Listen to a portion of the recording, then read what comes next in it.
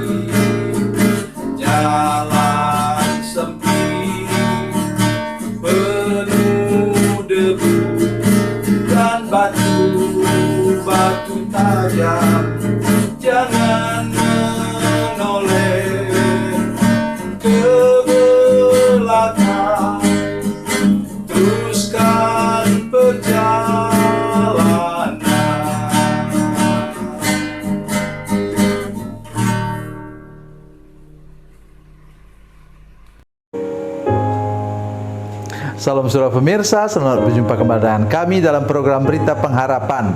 Hari ini saya ingin mengajak saudara-saudara sekalian untuk merenungkan sesuatu yang amat sangat penting.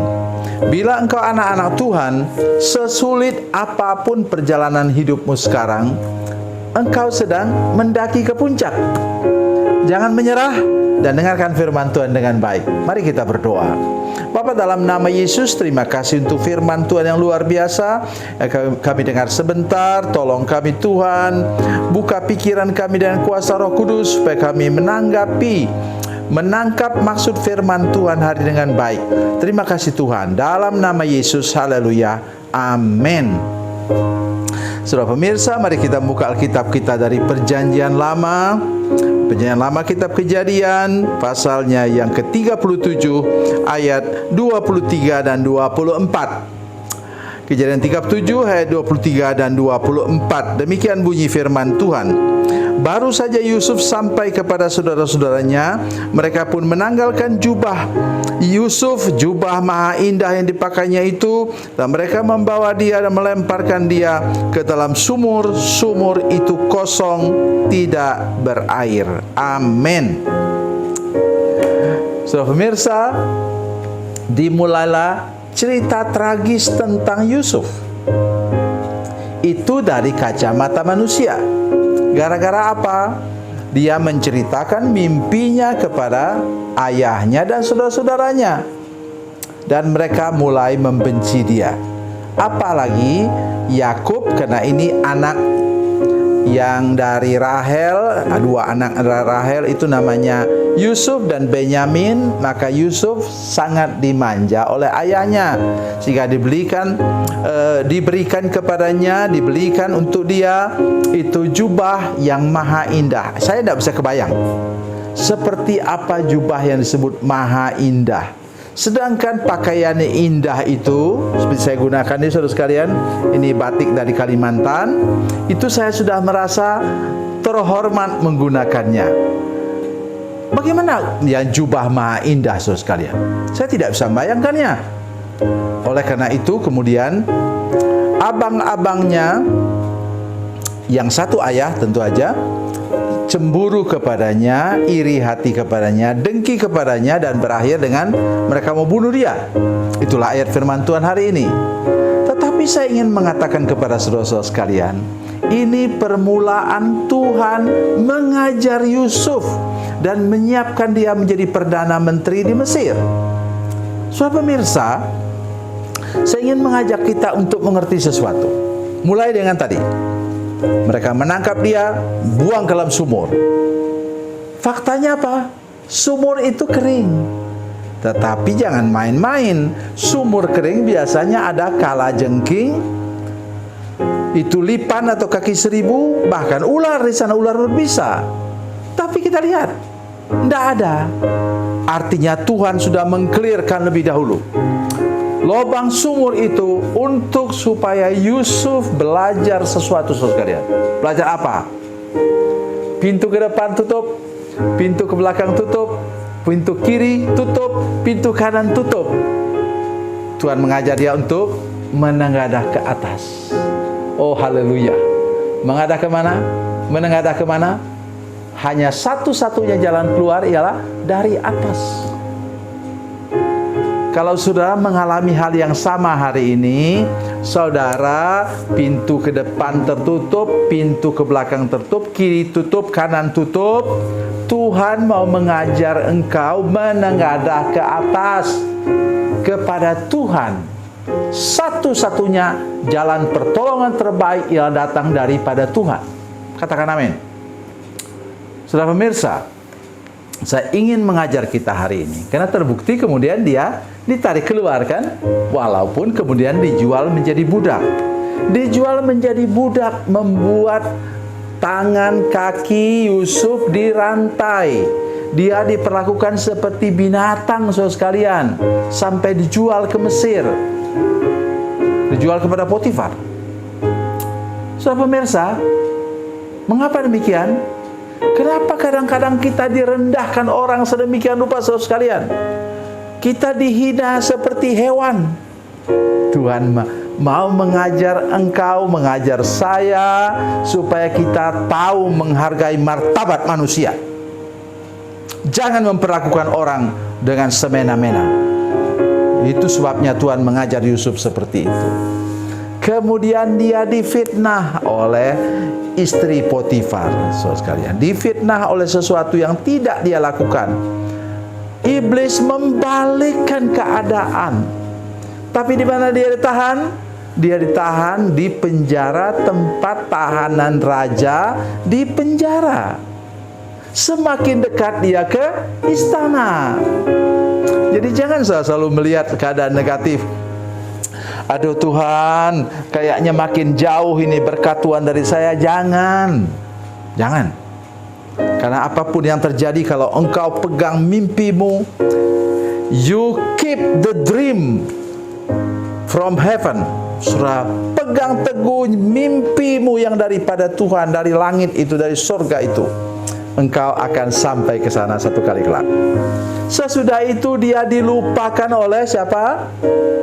Dilupakan oleh juru minuman raja. Ingat, juru minuman raja itu setara dengan menteri.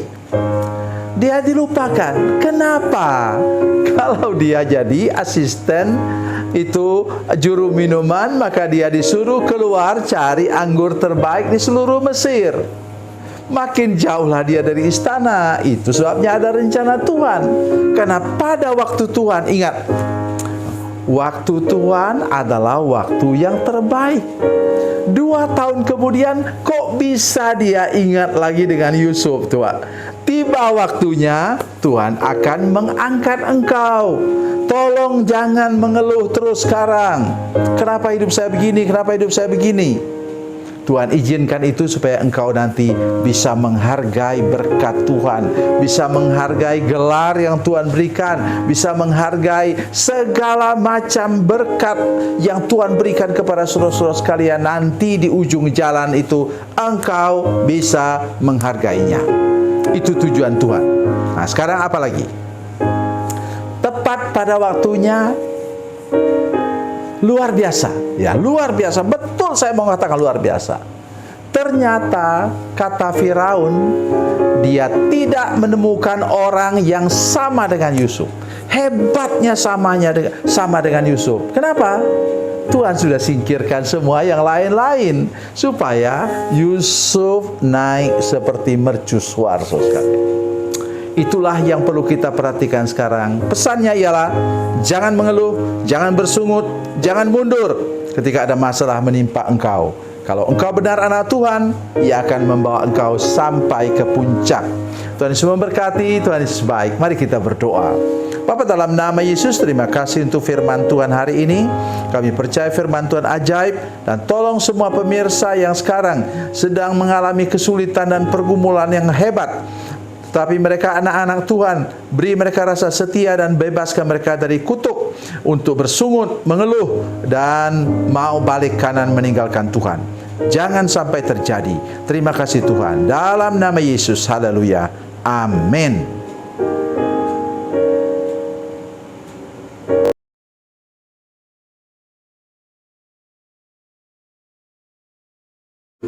Salam saudara pemirsa, mengakhiri program ini saya mohon kepada saudara-saudara pemirsa sekalian untuk bila saudara menyaksikan program ini melalui channel YouTube, maka tekan subscribe dan bunyikan lonceng. Dan bila saudara menyaksikan program ini melalui channel Facebook, tolong saudara-saudara sekalian tekan like dan juga komen.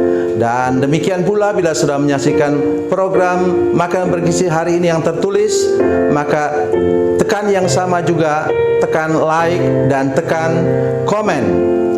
Dan tolong saudara-saudara sekalian untuk membagikan program ini, share program ini di channel saudara-saudara sekalian, supaya lebih banyak lagi orang diberkati melalui program ini. Tuhan Yesus memberkati, Tuhan Yesus baik.